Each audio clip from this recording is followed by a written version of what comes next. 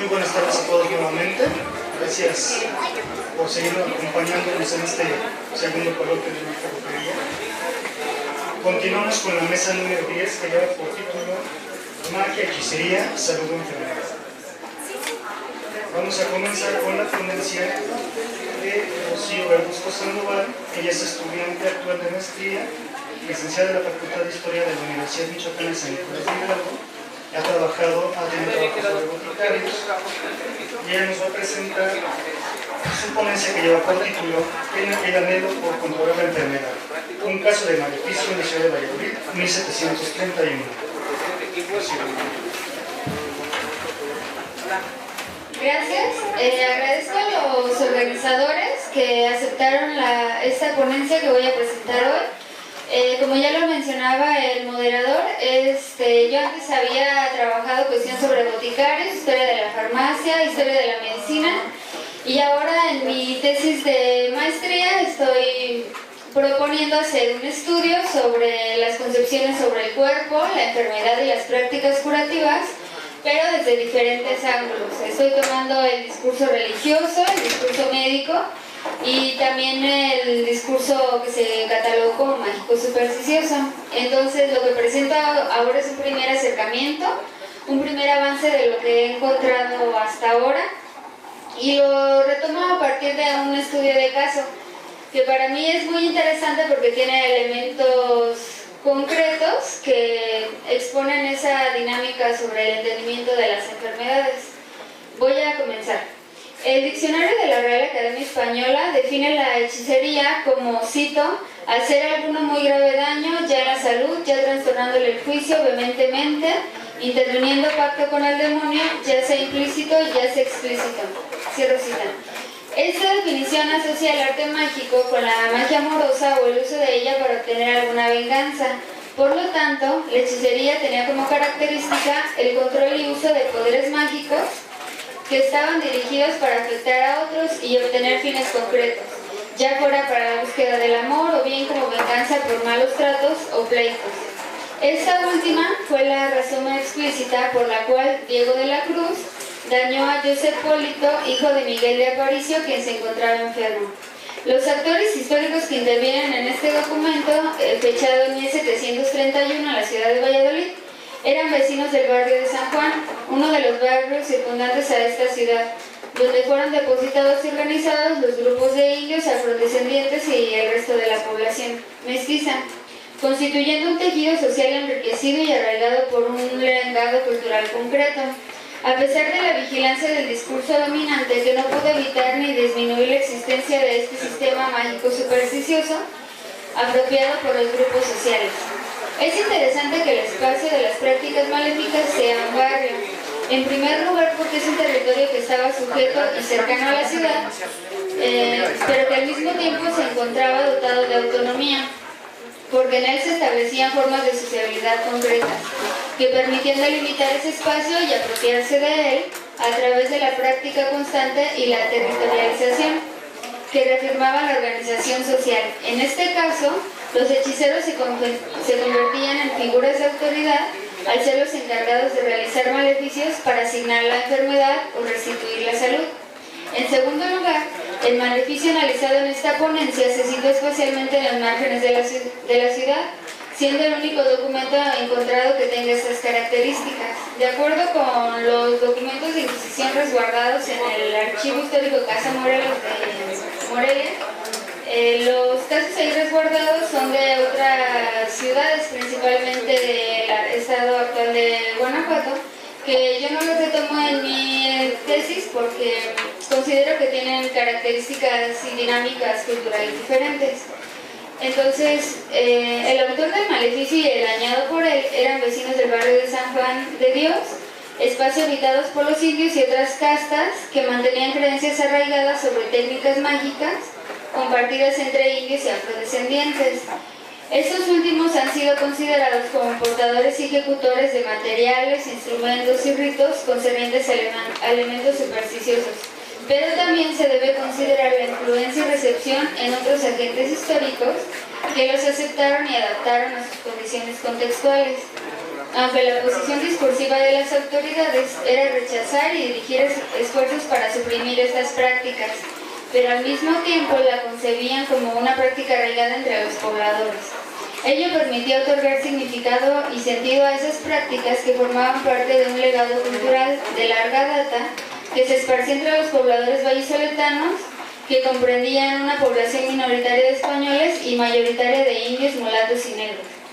El expediente formado para denunciar y castigar al hechicero Diego de la Cruz tiene elementos interesantes que permiten un acercamiento a las dinámicas socioculturales que exponen nociones implícitas sobre el cuerpo y el efecto de las enfermedades en él. La demanda es contra un indio, vecino del barrio de San Juan, de 26 años, quien, cito, con poco temor de Dios y en grave daño y perjuicio de su alma, usa de varias supersticiones, hechicerías y maleficios, cierro cita, elementos utilizados para dañar a un joven llamado José Polito, quien sufría de un hinchazón en una pierna, padecimiento que le provocaba la inmovilidad. Al inicio del expediente se menciona a Diego de la Cruz como el responsable de provocar esos padecimientos, junto con otras dos personas que no fueron identificadas durante el proceso. Entonces se mandaba que esta persona pudiera curar al enfermo antes de que se siguiera su proceso. La autoridad encargada de dar seguimiento a los actos de demanda y asignar la pena correspondiente fue el licenciado Juan de Rada, provisor y vicario general, juez de testamentos, capellanías y obras pías del Obispado de Michoacán. Por lo tanto, en su discurso mantiene una posición tajante para que se resuelva el padecimiento del enfermo y se castigue al indio transgresor. Es decir, el discurso que estaba proponiendo este personaje es que primero, o lo primordial, era que se pudiera curar al enfermo, que se sanara y posteriormente se dedicaran a castigar al indio que lo había hechizado, evitando que la falta quedara impune, pero sobre todo para que sirviera de escarmiento y a otros de ejemplo. En el proceso de investigación de lo sucedido y el llamamiento de testigos, se dispone que el hechicero sea puesto en la cárcel eclesiástica de Valladolid. El primer testigo llamado a declarar fue Miguel de Aparicio, indio ladino, casado y padre de José Polito, quien se encontraba afectado de un hinchazón en una pierna. El testigo refiere que su hijo tenía tiempo enfermo en cama, por lo que él le había suministrado, cito, varios medicamentos por medio de muchos curanderos. Esta línea denota la creencia en elementos sobrenaturales que afectaban al cuerpo y que solo podían restituirse a través de la acción de otros curanderos. Es decir, se respondía al discurso supersticioso, se reafirmaba y se mantenía esta misma línea de responder a él con los mismos instrumentos, porque no se observa la mención de algún médico encargado de proporcionar otras disposiciones terapéuticas, ni mucho menos que el médico dijera un diagnóstico o algo semejante como se presenta en otros casos. Ese testigo aseguraba que el jueves antes del Día de Todos Santos entró a su casa el citado Diego de la Cruz, quien tuvo una pequeña conversación con el enfermo José Polito, y durante la plática el afectado le dijo al hechicero que estaba enfermo, que no había tenido recuperación y a pesar de los esfuerzos que se habían hecho para curarlo. En tanto el otro le respondió, cito, «Eso es lo que yo quiero, sobre que estás hechizado, que yo lo sé muy bien porque dos que están en la obra de las monjas te han hecho mal, que yo los conozco y sé y entiendo de eso». Cierro cita. El segundo testigo es Nicolás de la Cruz, indio alcalde del barrio de San Juan, quien refiere la misma información que el anterior, al igual que el tercer testigo, quien se llamaba Pedro Celestino. A partir de estas declaraciones se pueden enumerar ciertos elementos repetitivos que aparecen en los testimonios y que ayuden a comprender las nociones que se tenían sobre las enfermedades y las prácticas curativas. La primera característica es la creencia en la hechicería como un medio para afectar a otros, pero esa transmisión de conocimientos debía realizarse por personas que los tuvieran y dentro de espacios que también reafirmaban ese discurso. En lo concerniente a este documento se menciona que Diego de la Cruz fue enseñado por unos titiriteros que lo llevaron a una cueva en el camino hacia México. También las cuevas aparecen recurrentemente en los documentos inquisitoriales y se refieren como esos espacios alejados, privados, simbolizados y territorializados, donde era posible que se manifestaran las fuerzas oscuras que tomaban formas en animales espantosos y se mostraban ante ciertas personas que debían pasar por algunas pruebas de valor. Por ejemplo, Diego de la Cruz fue dejado en este espacio donde se le apareció, él menciona que se le apareció una culebra que se le enredó en el cuello y posteriormente, cito, le salió un chivato prieto al cual le besó el culo. A partir de este momento, Diego de la Cruz obtuvo los conocimientos necesarios para hechizar y ocasionar el daño en otros, pero también la posibilidad de controlar la restitución de la salud en caso de quererlo. Ello se relaciona con la segunda característica de este documento, es decir, no se hace mención explícita del uso de brebajes, utensilios o amuletos que le permitieran dañar al enfermo, pero sí la posesión de esos conocimientos.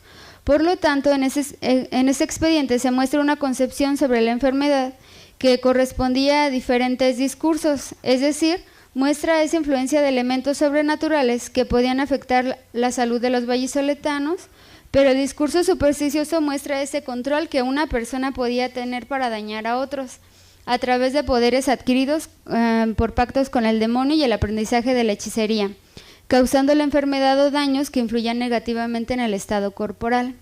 La tercera característica de este documento es muy interesante, porque se refiere explícitamente a la existencia de curanderos que vivían en el mismo barrio y que se encargaban de realizar curaciones, que desde la perspectiva discursiva oficial constituían transgresiones, pero que al mismo tiempo reflejan conocimientos socialmente compartidos que trataban de explicarse.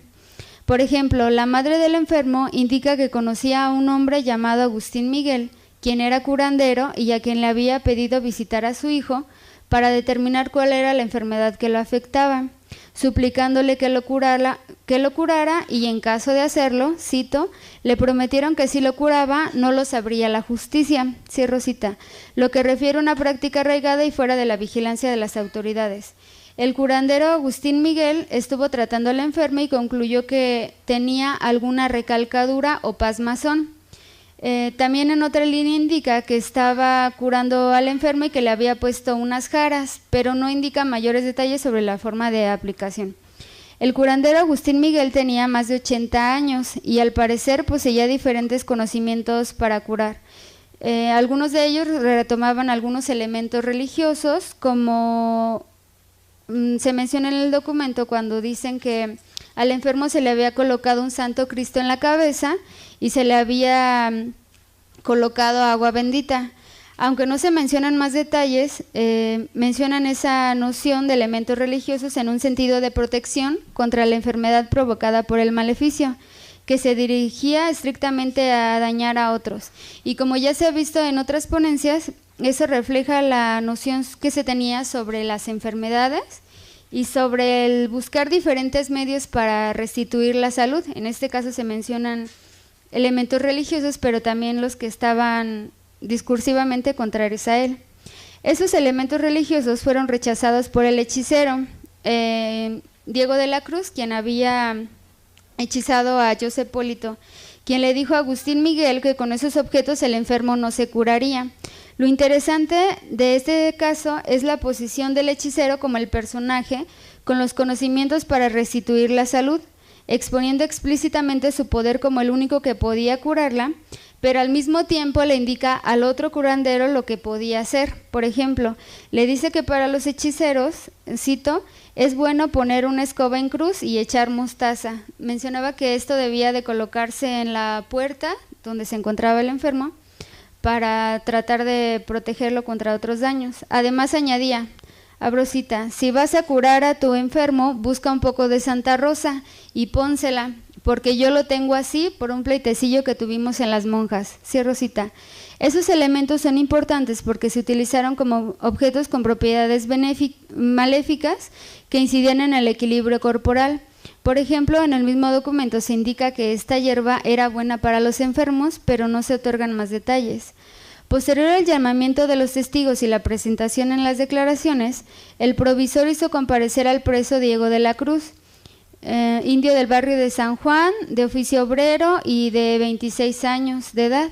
La posición discursiva que tomó el hechicero fue mostrarse inocente y decir que eran falsas todas las acusaciones hechas en su contra, aunque menciona que sí le había dicho a José Polito que lo tenía maleficiado, pero era solo, mencionaba frases como por contárselo al enfermo, porque desde muchacho contaban esos cuentos. Asimismo menciona otras frases como era solo por platicar, y esta me pareció muy interesante, dice, por haberlo oído decir a muchos que no se acuerda quiénes, ni cuándo o si lo soñó. Cierro cita. Por lo tanto, es un elemento referencial del contexto que denota la presencia y arraigo sobre estas creencias que se consideraban supersticiosas. Posteriormente se inserta la resolución propositiva que realiza Miguel de Reina como promotor fiscal del obispado. Esta autoridad coloca una posición tajante con respecto al hechicero, indicando que, con poco temor de Dios y grave ruina de su salud espiritual, había utilizado supersticiones y hechicerías para dañar deliberadamente a José Polito, por lo cual se le asigna como penitencia que asista públicamente con, abro cita, grosa en la cabeza y mordaz en la boca, para que esto tenga el debido remedio y el reo refrene su depravadora maldad. Cierro cita.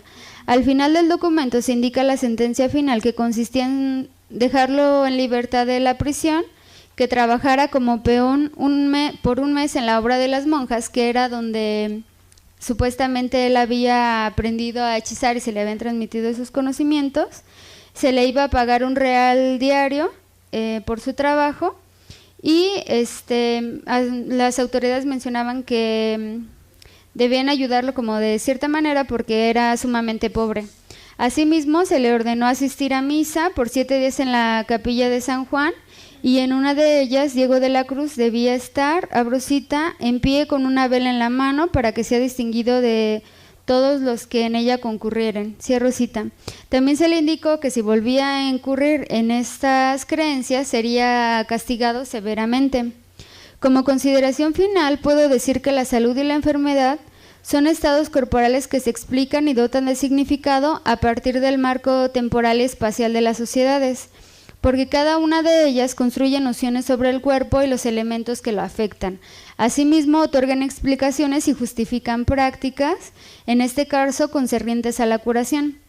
Esos conocimientos se difunden entre sociedades a través de los discursos, que yo los entiendo en mi investigación como sistemas válidos de conocimiento porque funcionan como un medio explicativo de la realidad. Sirven como piedra angular en la conformación de los valores sociales y dotan de significado a esas acciones, que oscilan entre la aceptación, la hibridación y la resistencia. Además, se difunden a través de medios orales, escritos y simbólicos que se acoplan a las sociedades. Asimismo, el discurso supersticioso tenía su propio régimen de verdad, que le permitía comprender el cuerpo como un elemento frágil y proclive al daño de los elementos sobrenaturales que una persona podía controlar para dañar a los otros.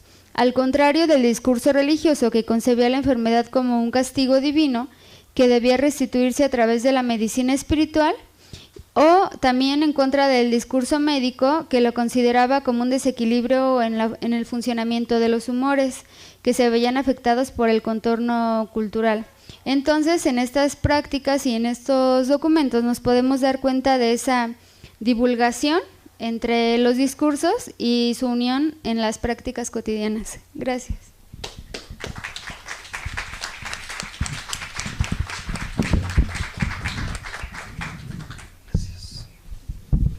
Muchas gracias, Rocío. ¿No ha llegado los otros ponentes de casualidad? Ok, vamos a continuar.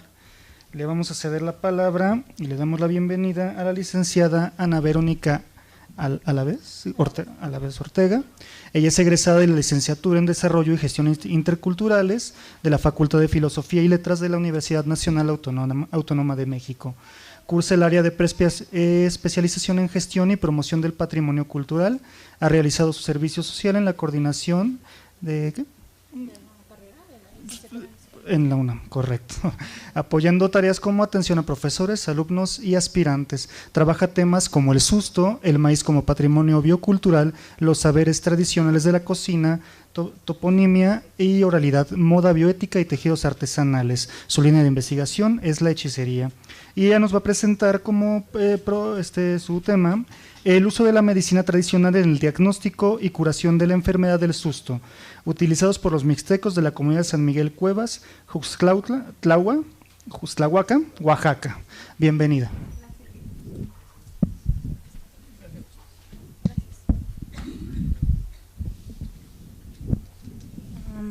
Pues mi investigación busca hacer un acercamiento desde la interculturalidad a la visión de la medicina tradicional para conocer el modo en que ésta interpreta la enfermedad del susto, así como ver cómo se contempla dentro de las causas de la enfermedad el aspecto sobrenatural y las maneras en que se manifiesta la importancia que tienen los espíritus dentro de la enfermedad y el impacto que tienen en la vida cotidiana y sus implicaciones culturales en relación con la comprensión social y del entorno, así como la incidencia que tiene en la configuración de la identidad.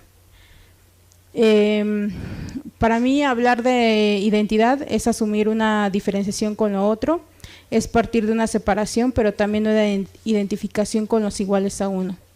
Para Fernando Ortega, hablar en América Latina de la mayoría significa reconocer la existencia no solo del grupo mestizo predominante, sino también la existencia de otros grupos que completan dicha mayoría para llegar a la totalidad. Por tal razón, es indispensable hablar de pluralidad étnica. Dentro de dicha pluralidad étnica, cada grupo o pueblo puede ser identificado por sus patrones culturales que determinan su vivienda, su indumentaria, su relación de grupo y la manera en que éste se relaciona con el medio ambiente, sus actividades, su economía y por ende el grado en que puede insertarse en la vida social del país. Todo lo anterior explica la llamada cosmovisión de un pueblo y también la manera en que cada pueblo concibe la salud y la pérdida de la misma, la cual responde a una estructura de pensamiento y utilización de recursos para recuperar la salud. Estas respuestas se les denomina sistemas de salud, de acuerdo a Fernando Ortega. Para diferenciar el sistema de salud tradicional es indispensable decir que los sistemas de salud están constituidos, abro cita, por elementos teóricos tales como conocimientos, ideas, creencias, costumbres, símbolos, valores, roles, actitudes, normas y elementos aplicados especialmente representados por prácticas y técnicas cuya relación los refuerza y confirma en el seno del grupo social que los utiliza, de acuerdo a Foster. Los practicantes de los sistemas de salud son las madres, las instituciones públicas y privadas en el caso de la medicina convencional o alópata. Y por parte de la medicina tradicional, los partícipes son los pueblos indígenas. Parto definiendo como medicina tradicional, abro cita, el conjunto de sistemas de atención a la salud que tiene sus raíces en profundos conocimientos sobre la salud y la enfermedad que los diferentes pueblos indígenas y rurales de nuestro país han acumulado a través de su historia, fundamentados en una interpretación del mundo o cosmovisión. Relacionado a esto, entonces empiezo a hablar sobre la explicación que tendrá este sistema médico sobre la enfermedad del susto en cuanto a sus causas y síntomas, así como métodos de curación que se requerirán para contrarrestarla. Es preciso decir que el susto es definido como una enfermedad cultural, término que asumen algunos antropólogos para referirse a patologías que no son susceptibles de ser traducidas por la nosografía occidental. Pero cabe destacar que el susto como enfermedad obedece más a un orden sobrenatural desde la interpretación indígena y distinguirlo como enfermedad cultural de una enfermedad natural es un sinsentido partiendo que de cualquier representación de la enfermedad es un producto cultural, sin importar que se trate de una enfermedad vista desde la visión occidental, esto de acuerdo a Peretti. Una vez planteada la enfermedad como un producto cultural como cualquier otra, hablaré sobre la representación que se tiene del susto en la comunidad mixteca de San Miguel Cuevas, un poblado ubicado en el municipio de Santiago Juxtlahuaca, en el estado de Oaxaca. La comunidad tiene su nombre en la lengua mixteca, Nuyucu. Su nombre se lo debe a las montañas donde se encuentra, ya que la palabra yucu significa montaña. El pueblo tiene como santo patrono a San Miguel Arcángel y la piedra Cuevas la adopta porque en el pueblo existe una gruta, dentro de la cual se han llegado a efectuar ritos de curación. El señor Herminio López Luján fue el primer médico tradicional que visité. y es quien me brindó de una manera muy atenta parte de su tiempo y suspendió sus quehaceres para tener conmigo y mi madre que fungió como mi traductor, una plática acerca de su labor de curar hierbas y de los nombres de los demás médicos tradicionales. El testimonio del señor Herminio Luján acerca de quiénes son los médicos tradicionales, me dice que se encuentran entre ellos el ciudadano Herminio López Luján, que es el mismo, Marcelino Galicia, Rufino Santos, Tereso Ventura. Dice, hay varios, somos 4. De mi parte surge la duda en torno al nombre de uno de los sujetos mencionados, porque no figuraba el nombre de un médico tradicional que me había mencionado mis familiares, especialmente pues mi traductor, ¿no? Pregunté a mi entrevistado si el nombre de uno de los entrevistados no era de casualidad un señor llamado Rufino Camarillo, pero el señor Herminio López me aclara que no, que el señor Rufino se hace llamar de otra manera, y eso lo voy a explicar después. El señor Herminio me explicó que en la comunidad se percibe como lógico que en algún momento de sus vidas las personas lleguen a experimentar el susto, ya que sobre todo los hombres tienen que acudir al monte donde aún se encuentran fieras o animales venenosos, y aunque su actividad principal es la agricultura, hay quienes son dueños de ganado y deben salir al monte a dejarles la sal, y en ocasiones presencian la pelea de los toros o algún toro los persigue. De acuerdo a esto, partiendo de la definición que hace Arthur Rubel acerca de la enfermedad, padecer susto o estar asustado se basa en el entendimiento común de que un individuo se compone de un cuerpo y de una sustancia inmaterial, una esencia que puede separarse del cuerpo, vagabundear libremente o bien quedar cautiva de fuerzas sobrenaturales. Esta esencia puede abandonar el cuerpo al dormir, particularmente cuando un individuo está soñando, pero también puede separarse a consecuencia de una experiencia aterradora. Se cree que esta esencia queda cautiva porque el paciente, a sabiendas o no, ha perturbado a los espíritus guardianes de la tierra, el río, los estanques, los bosques o las colectividades de animales, aves o peces. Su liberación depende de que expíe la afrenta. Este proceso ilumina dramáticamente la relación que une a los seres humanos con los sobrehumanos en estas sociedades.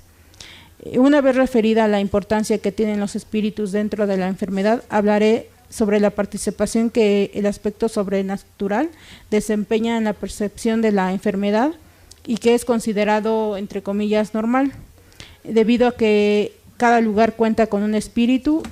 El espíritu, que es considerado uno de los motivos por los cuales una persona puede llegar a enfermar de susto, es el tabayucu, que en mixteco significa el ser de la montaña.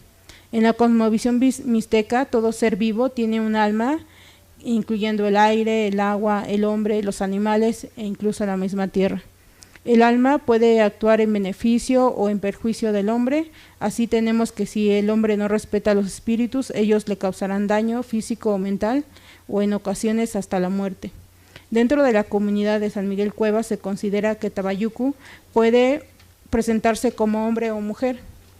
Se cree que hay un tabayucu en cada lugar y que en él puede actuar en prejuicio de acuerdo a su género. Es decir, si un hombre asiste a la montaña, generalmente quien se va a presentar ante él va a ser una mujer muy atractiva, y si es una mujer, pues sería un caso, en su caso, un hombre, ¿no? ¿Qué dice? Es decir, que si en un lugar habita un tabayucu masculino, solamente robará el alma de las mujeres que se asusten ahí, y en caso de que un hombre sea quien se asuste, este no sufre mayor daño. Existen dos maneras en las que tabayucu se manifiesta, ya sea en forma humana con una apariencia atractiva, seduciendo a su víctima, o bien en forma de animal, le habla a su víctima con voz humana, y esto impresiona de gran manera a la persona que llega a enfermar. Estos espíritus pueden adoptar cualquier forma, de manera que el hombre debe ser precavido en sus acciones y en su trato con los demás. La gente, al igual que los espíritus, puede hacer daño o proporcionar ayuda. Para prevenir el ataque del tabayucu, la gente de la comunidad de San Miguel Cuevas recurre al uso de dos nombres. Por eso es que yo no ubicaba el nombre de uno de los médicos tradicionales, porque tenía se hacía llamar de otra manera, dice. Y con ello vemos la implicación que la enfermedad y causa expresan en la comprensión tanto social como individual, ¿no? en este pueblo.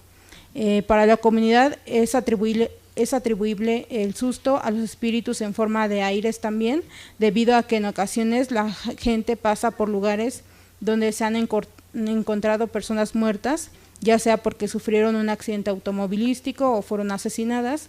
Se dice entonces que estas personas murieron infieles y que no recibieron una bendición, por ello causan daño a los vivos. Un aspecto que es fundamental en la comprensión del susto es la iniciación como médico tradicional, por lo que les hablaré entonces de la adquisición del don de curar. Para poder desempeñar actualmente la labor de médico tradicional en el pueblo de San Miguel Cuevas, es primordial que el don haya sido otorgado por Dios. Es decir, ellos no contemplan válido que el oficio de curandero sea heredado o enseñado. El don de curar es otorgado bajo condiciones extraordinarias en forma de experiencias reveladoras. El señor Herminio López Luján me cuenta que Dios le reveló su don en un sueño, en el cual se le entregaron las cartas para poder diagnosticar los males y las hierbas para curar. En el caso del señor Rufino Santos, él tuvo un encuentro cercano con la muerte y me cuenta que vagó por horas en las tinieblas, donde encontró a Dios y éste le dio 2 libros con el conocimiento del bien y del mal para poder curar, las hierbas con las que trabajaría y el oráculo con un manual como medio de adivinación, por lo que se entenderá que los medios de adivinación le procuran la información necesaria al terapeuta tradicional para saber qué mal aqueja al enfermo y qué solución otorgarle. En la comunidad de San Miguel Cuevas son practicados 3 métodos de adivinación o diagnóstico tradicional: la lectura del pulso, conocida también como la lectura de la cuarta de la mano, la lectura de las cartas y la lectura del oráculo. El señor Rufino me muestra el oráculo y me explica que con un ojo de pescado que se deja caer sobre una carta grande, se interpreta en el manual el mensaje destinado para cada persona. Me cuenta que al combatir fuerzas malignas que atormentan o toman presas a las almas de las personas, ha llegado a ser víctima de represalias por parte de los demonios que, inconformes, buscan que él renuncie a su labor. Por ello, él ya no realiza actualmente el trabajo de desalojar a las personas de brujería. Menciona el señor Rufino que su mayor arma contra las fuerzas malignas es la oración de la Cruz de Caravaca. De manera opuesta a la medicina clínica, a Brosita, en la tradición de los cuidados médicos de la comunidad mixteca, el descubrir la causa de los malestares es más importante que calmar los síntomas del mismo. De esta forma, el paciente adquiere un sentido de fortalecimiento una vez que conoce la fuente de su malestar o dolor. Una vez descubierto, se convierte entonces en una simple cuestión de repeler la fuente o el origen del mal con los medios adecuados, según Bonnie Bates. Posterior al diagnóstico del mal, viene la curación, que dentro de la enfermedad del susto se lleva a cabo en forma de ritual o ceremonia en el lugar donde se espantó el paciente. Las hierbas utilizadas en la curación del susto son la ruda y la albahaca, con las cuales se hace el ramo para untar a los enfermos. El médico tradicional hace una limpia o desalojo por medio de un huevo que pasa por el cuerpo del paciente, ayudándose con aguardiente, mastica chile seco, tabaco, ruda y ajo. Todo lo anterior lo escupe con fuerza sobre el enfermo para que cualquier fuerza o espíritu oscuro sea arrojado o expulsado. Para quietar a los espíritus que atormentan al paciente, es fundamental ofrecer un presente, el cual consta del sacrificio de un animal. El señor Rufino Santos me explicó que el motivo por el cual se realiza el presente se debe a que los espíritus están hambrientos, quieren que uno les procure su alimento, su presente. El tamaño del animal sacrificado varía de acuerdo a la dimensión de la enfermedad y de la resistencia del paciente. Puede el espíritu reclamar desde una gallina hasta un borrego. El animal tributado forma parte de un intercambio espiritual, es decir, a cambio de entregar el espíritu a la persona enferma, se entrega la sustancia anímica de otro animal a los seres que tienen presa al alma del enfermo. Durante la ceremonia se realizan diversos conjuros dedicados a Dios, pero también a diversos dioses que corresponden a fenómenos naturales. El rezo proferido por los médicos tradicionales generalmente es realizado en mixteco, ¿no? El señor Rufino Santos me explicó sobre la oración que ellos pueden ayudar al enfermo si creen y saben sus oraciones. Las 3 oraciones las cuales utilizan son 3, ¿no? La del lugar, la de la bandolera o tabayuco y la de las almas infieles.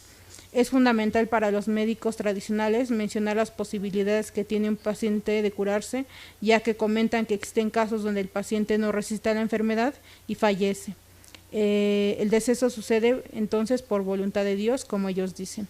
El uso de la medicina tradicional es vigente en el pueblo de San Miguel Cuevas, pero se efectúa de manera casi paralela con el uso de la medicina alópata o biomédica en el tratamiento de enfermedades. Los terapeutas tradicionales de la comunidad expresan respeto por el conocimiento biomédico y aseguran que cada uno sabe su método de curar. Ellos saben su trabajo, nosotros el nuestro. Y me preguntan con curiosidad si yo no asisto al médico, porque por supuesto ellos asisten a la clínica del pueblo, a las revisiones, e incluso recomiendan a sus pacientes asistir al doctor cuando la enfermedad que padecen es cuestión de ciencia y no sobrenatural. Los médicos tradicionales aseguran que el diagnóstico que da las cartas o el oráculo no falla, y que si el medio de adivinación dice que la biomedicina curará el mal, ellos no engañan a su paciente y lo mandan al doctor. Lo que concluyo en mi trabajo es que entender al susto y a cada enfermedad popular como resultante de una dinámica social implica tener la voluntad de acercarnos a una comprensión del mundo diferente a la nuestra, con valores y concepciones propias que llevan consigo una carga cultural significativa e incluso identitaria, pero que además estructuran sus relaciones tanto con propios como con extraños y su entorno, explicando así el modo en que se benefician de los recursos naturales. Finalizo tomando las palabras de Carlos Lenkersdorf, que refiere que al pertenecer a diferentes culturas y naciones, no todos tenemos la misma percepción de la realidad y por ello nos relacionamos de diferentes modos con la misma realidad. Cierro cita. Para afirmar que lo que pretendemos llamar realidad es algo como si quisiéramos establecerlo como algo estricto, puro y objetivo y libre de ser interpretado. De hecho, solo se trata de convenciones discursivas, construidas e incluso cambiantes, pero ante todo diversas, lo cual nos conduce a adoptar una postura seria sobre el ejercicio de nuestras relaciones con otras culturas y asumir que nuestra llamada realidad no puede ser impuesta con el camisa de fuerza a los demás, ¿no?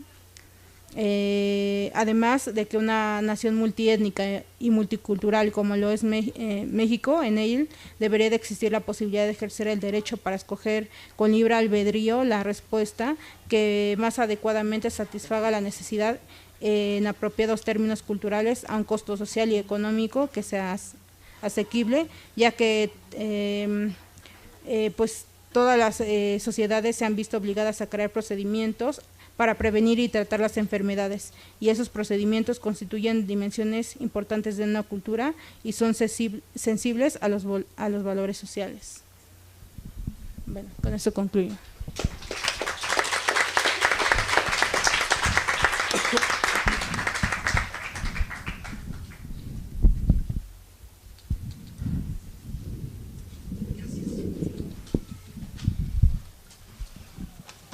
Muchas gracias, Ana Verónica. Pues continuamos con la siguiente ponencia, que lleva como título de Curaciones y Limpias, una historia de vida, que nos la va a impartir la maestra Marisol Varela Gómez, que es catedrática de la licenciatura de la Universidad Autónoma de Tlaxcala, junto con el licenciado Giovanni Vázquez Hernández, estudiante de 5º semestre de misma institución. Les cedemos la palabra y bienvenidos. ¿Me pueden decir en qué momento cambiarla? Gracias. Bueno, buenas tardes a todos. Gracias por la invitación a los organizadores y por el espacio. Bueno, nosotros venimos de la licenciatura de la Universidad Autónoma de Tlaxcala. Una servidora es maestra allí y él es mi estudiante del 5º semestre de la licenciatura. Lo que venimos a contarles un poco es un trabajo que él está elaborando, obviamente para su tesis, sí, a partir de su experiencia. Él está teniendo una experiencia como ayudante de un chamán Y entonces nosotros quisimos aprovechar esta experiencia para que pues él exprese un poquito, porque estamos todavía trabajando con su experiencia, estamos haciendo la historia de vida del chamán, y pues él les va a expresar un poquito lo que trae, ¿sí? Gracias. Gracias, buenas tardes. Bueno, como saben, el nombre de la ponencia, de Curaciones y Limpias, una historia de vida. Cuando nos ocupamos de temas como lo sobrenatural, encontramos que existe una gran diversidad de estudios desde diferentes perspectivas. Los temas que han sido tratados relatan emociones, sensaciones y tentaciones. Todo esto viene a causa a lo que sería en todo el mundo espiritual, ¿no?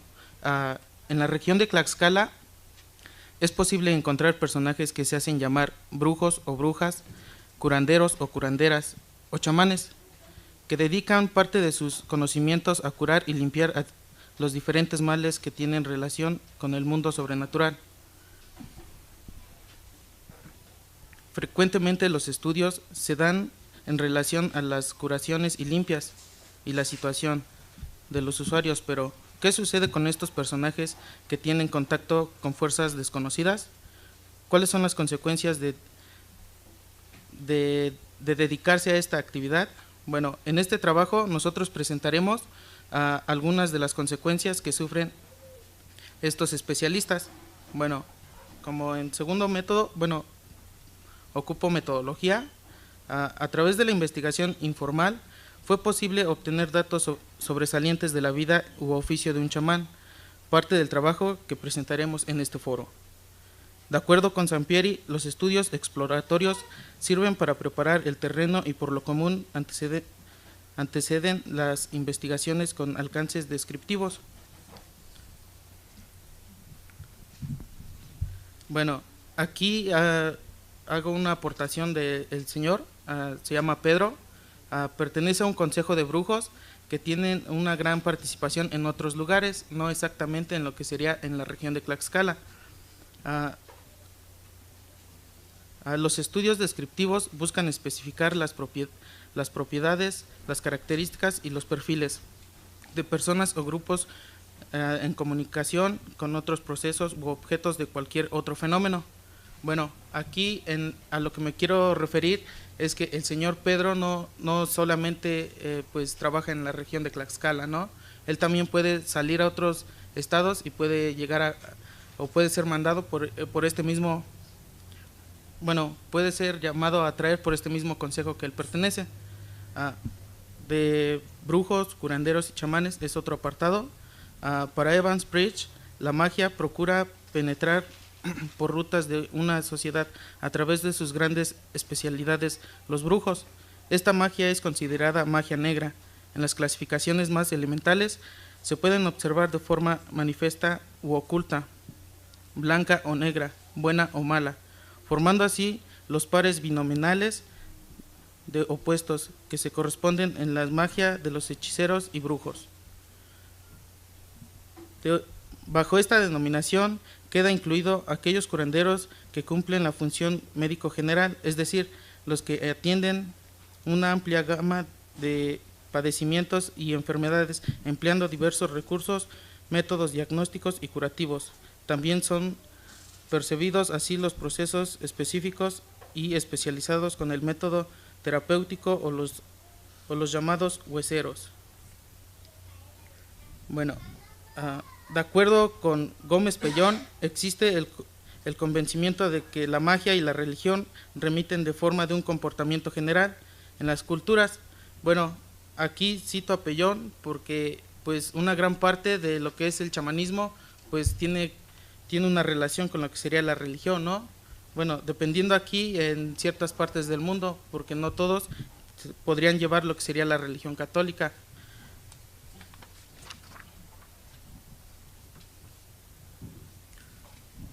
Así, Aber nos comenta que el chamanismo es un fenómeno que hoy en día es bastante común entre los pobladores nativos y mestizos, tanto en zonas rurales como urbanas.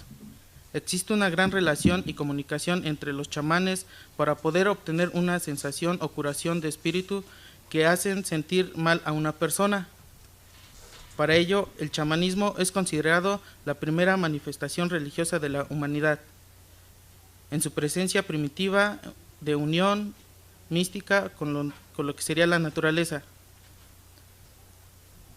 Bueno, aquí ya me voy a centrar un poco más a lo que sería un poco de la curación. Al realizar la curación o limpia, el chamán debe concentrarse profundamente. Esto permitirá que logre una buena concentración espiritual.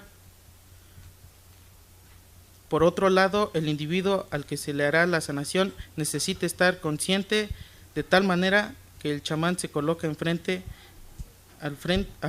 de él y el fenómeno comienza a realizar la limpia a lo que sería pues con un ramo de flores. Ya esto es un poco más avanzado con lo que ya sería la sanación, ¿no? Bueno, ya uno de los, voy a mencionar 5 puntos importantes. Pues aquí la importancia que la persona debe ser curada, o que tiene que ser curada, debe estar tranquila. Esto es lo principal, porque si no está tranquila, pues el chamán no puede concentrarse y pierde, pues podría decir, una gran comunicación con el espíritu que lo acompaña en esta gran limpia. En segundo punto, pues debe traer un ramo de flores y plantas.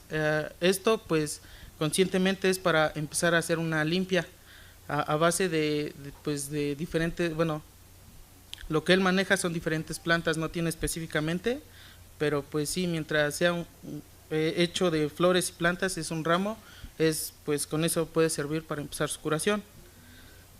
En tercer punto, se requiere una limpia más profunda. Se debe de llevar 3 huevos o blanquillos comúnmente conocidos, o 3 limones para el mismo procedimiento. A base de estos 3 huevos o limones, al realizar la limpia, pues los 3 blanquillos pasan por todo el cuerpo del individuo. Al terminar estos, pues tienen que ser quebrados y vaciados en un vaso con una tercera parte de agua. Los limones tienen que ser quemados. Esto es a base para saber qué energía maligna podría tener el individuo que fue a curarse. Como cuarto punto, después de la limpia, se sienta el chamán frente de la persona que está curando y empieza a comunicarse con su acompañante, su ser espiritual. Bueno, el chamán entra en un trance y empieza a cambiar de personalidad. La finalidad es saber cuál es el mal que aqueja al enfermo. Bueno, a través de esto, que se sienta enfrente de él y empieza a tener ciertas pues transformaciones o cierto cambio de personalidad, pues esa base acerca del espíritu que él lo acompañan en aquellas limpias. Bueno, al cambiar esto, a él, el espíritu le dice a la persona o al enfermo cuál fue su mal, ¿no? Cuál fueron las consecuencias por las que él se enfermó. Bueno, ya por último, una de las mejores sanaciones es ahumar al paciente con venas de chile. Esto permitirá saber si esta sanación fue perfecta. Bueno, a base de esto, de la ahumación con venas de chile, si el paciente tose, pues es que aún sigue pues con una energía maligna. Así es como lo cuenta el señor Don Pedro. De acuerdo a esto, si el paciente ya no tose, pues quiere decir, pues sigue siendo, o exactamente tiene una diferencia en lo que sería pues una energía negativa. Bueno, en un proceso más, o las consecuencias de este oficio, se basa que el ámbito de un chamán es hacer curaciones o sanaciones a personas que tienen problemas relacionados con seres sobrenaturales. Don Pedro tiene que realizar pues suficientes curaciones o sanaciones dependiendo al síntoma de la energía negativa que capte.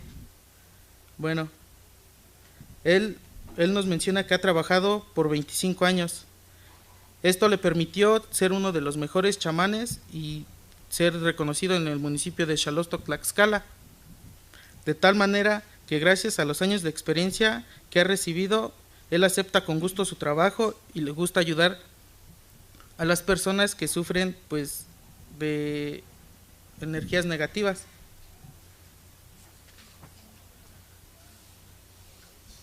En otro apartado, bueno, ya como objetivos generales, consecuencias que él sufre. Bueno, una vez que el chamán da satisfacción al cliente, pues vienen las consecuencias que conllevan a la interrelación con lo sobrenatural. Los primeros síntomas que presenta el chamán posteriormente a la sanación son mareos, vómito y agotamiento. Esto indica que el chamán realizó una buena sanación al individuo. A lo largo del tiempo, el chamán va presentando otros síntomas, como pérdida de sueño y pérdida de su dentadura. De acuerdo con don Pedro, la pérdida de su dentadura se debe a constantes prácticas de sanaciones, que ha dado como consecuencia la energía negativa e hizo el aflojamiento de sus dientes. La pérdida de sueño también nos comenta que pues es una gran parte acerca de las curaciones y de las energías negativas que se le quedan a él. Es por eso que él no puede estar tranquilo o no puede dormir. En ciertos momentos él llega o tiene que se tiene que dar un baño en lo que sería pues con sábila. Esto le permitirá estar más tranquilo y dormir un poco. Bueno, estas consecuencias pues sufren algunos chamanes. Esto es el caso de don Pedro, fue uno de los chamanes que hace una labor pues de sanar a las personas y poder ayudar a las que sufren de energías negativas. A través del tiempo se debilita por las malas energías de cada individuo. Bueno, ya como conclusión a esta pequeña ponencia, pues solamente quiero comentar que a través del tiempo, como ya mencioné, él va perdiendo fuerza, él se debilita mucho a través de cada sanación y pues de hecho los otros días, bueno, me faltó comentar un aspecto muy importante. Para él, los días martes y jueves son los días perfectos para hacer una buena sanación. Él nos comenta, él nos comenta que esos días son específicos porque él tiene un contacto más cerca con su espíritu que lo ayuda a hacer estas sanaciones. Y pues regularmente sí cura toda la semana, pero pues donde pone más empeño y salen mejor sus sanaciones y curaciones son los días martes y jueves. Bueno, pues esto sería un poco pues de esta ponencia. Muchas gracias.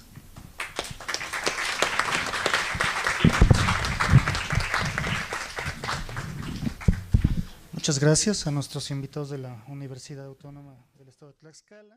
Pero que al mismo tiempo se encontraba dotado de autonomía, porque en él se establecían formas de sociabilidad concretas que permitían delimitar ese espacio y apropiarse de él a través de la práctica constante y la territorialización, que reafirmaba la organización social. En este caso, los hechiceros se convertían en figuras de autoridad al ser los encargados de realizar maleficios para asignar la enfermedad o restituir la salud.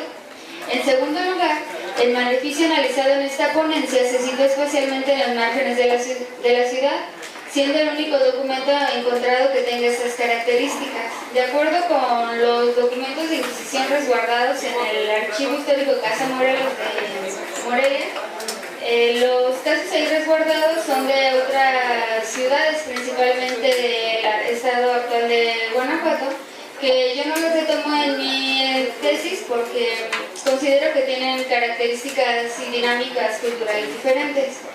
Entonces, el autor del maleficio y el dañado por él eran vecinos del barrio de San Juan.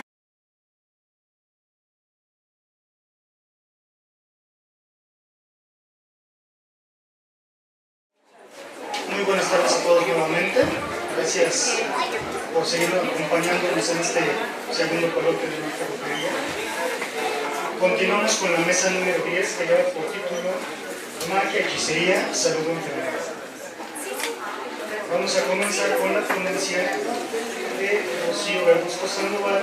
Ella es estudiante actual de maestría, licenciada en la Facultad de Historia de la Universidad Michoacana de San Nicolás de Hidalgo. Ha tenido trabajos sobre boticarios y ella nos va a presentar su ponencia que lleva por título El anhelo por controlar la enfermedad, un caso de maleficio en la ciudad de Valladolid, 1731. Gracias. Agradezco a los organizadores que aceptaron esta ponencia que voy a presentar hoy. Como ya lo mencionaba el moderador, yo antes había trabajado cuestión sobre boticarios, historia de la farmacia, historia de la medicina, y ahora en mi tesis de maestría estoy proponiendo hacer un estudio sobre las concepciones sobre el cuerpo, la enfermedad y las prácticas curativas, pero desde diferentes ángulos. Estoy tomando el discurso religioso, el discurso médico y también el discurso que se catalogó como mágico supersticioso. Entonces lo que presento ahora es un primer acercamiento, un primer avance de lo que he encontrado hasta ahora, y lo retomo a partir de un estudio de caso que para mí es muy interesante porque tiene elementos concretos que exponen esa dinámica sobre el entendimiento de las enfermedades. Voy a comenzar.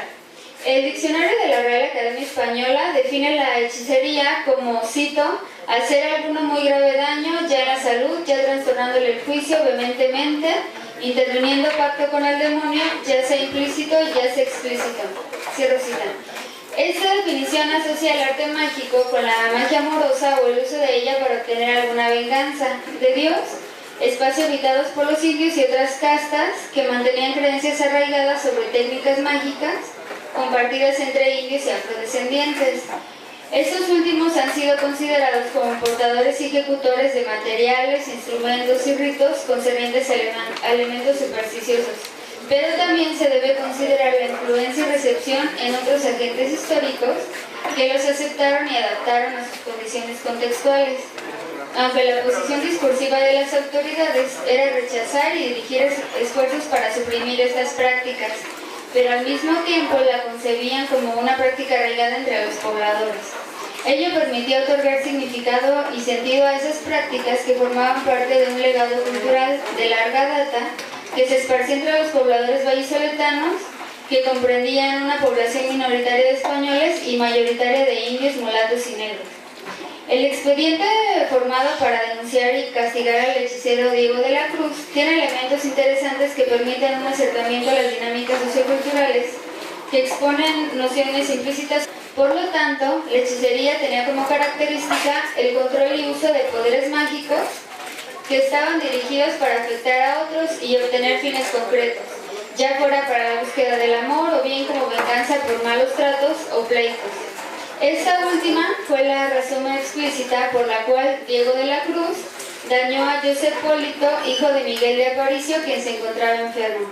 Los actores históricos que intervienen en este documento, fechado en 1731 en la ciudad de Valladolid, eran vecinos del barrio de San Juan, uno de los barrios circundantes a esta ciudad, donde fueron depositados y organizados los grupos de indios, afrodescendientes y el resto de la población mestiza, constituyendo un tejido social enriquecido y arraigado por un legado cultural concreto. A pesar de la vigilancia del discurso dominante que no pudo evitar ni disminuir la existencia de este sistema mágico supersticioso, apropiado por los grupos sociales. Es interesante que el espacio de las prácticas maléficas sea un barrio, en primer lugar porque es un territorio que estaba sujeto y cercano a la ciudad,